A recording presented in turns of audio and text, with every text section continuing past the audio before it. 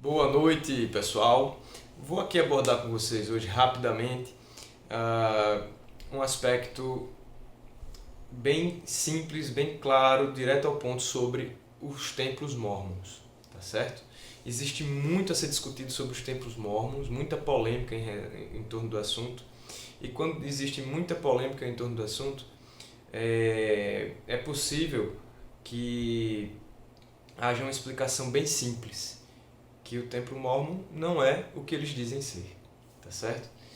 Existe muita discussão dentro do Novo Testamento, muita discussão dentro do Velho Testamento, envolvendo a maçonaria e a evolução das ordenanças do templo desde o início até os dias de hoje.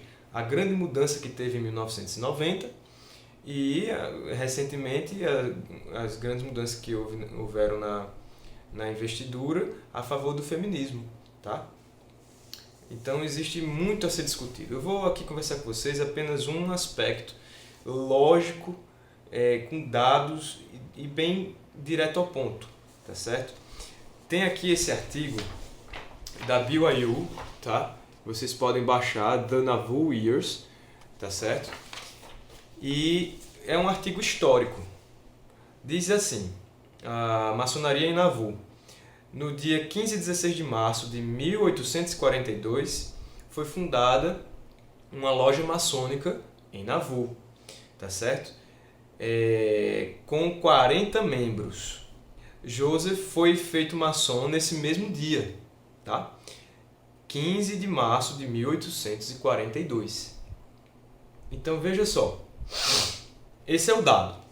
Uma loja maçônica foi fundada em Nauvoo e em 15 de março de 1842 foi fundada e José Smith entrou para a maçonaria no mesmo dia que abriu a loja maçônica. Tá certo? Então, a gente pode abordar vários aspectos aqui, inclusive que no livro de Éter Deus proibiu que se juntassem a combinações secretas e que dentro do livro de Mórmon, no contexto do livro de Mórmon, combinações secretas são uma abominação para Deus e são coisas do diabo. Tá? Isso é doutrina explícita no livro de Mórmon, tá certo? Muito bem. O que aconteceu? No dia 4 de maio de 1842, ou seja, 15 de março de 1842, José Smith se tornou maçom. 4 de maio de 1842, no mesmo ano, menos de 2 meses depois, José Smith apresentou a cerimônia completa da investidura, não no templo, mas dentro de uma loja deles. E apresentou para Heber C. Kimball, Brigham Young, Willa Richards, George Miller, Newell K. Whitney e alguns outros. Tá certo? Então, essa apresentação não foi feita no templo, que ainda estava incompleto, mas numa sala de uma loja de Nauvoo. Tá? Então, menos de 2 meses depois que José Smith se torna maçom, e José Smith se tornou maçom no dia que a loja maçônica foi fundada em Nauvoo. Então, menos de 2 meses depois, José Smith apresenta toda a cerimônia da investidura para um grupo seleto de líderes, que a maioria desses daí se tornou maçom também, tá certo? E nem no templo foi, tá?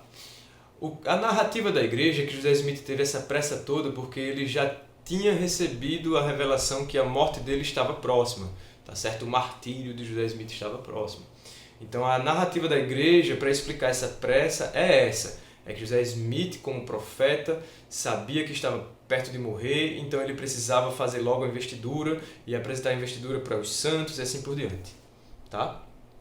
É como se Deus não pudesse apresentar para outras pessoas qualquer cerimônia que Deus quisesse revelar, tá? Depois que José Smith morresse. E tantas coisas que foram mudadas na investidura de lá até hoje, enfim.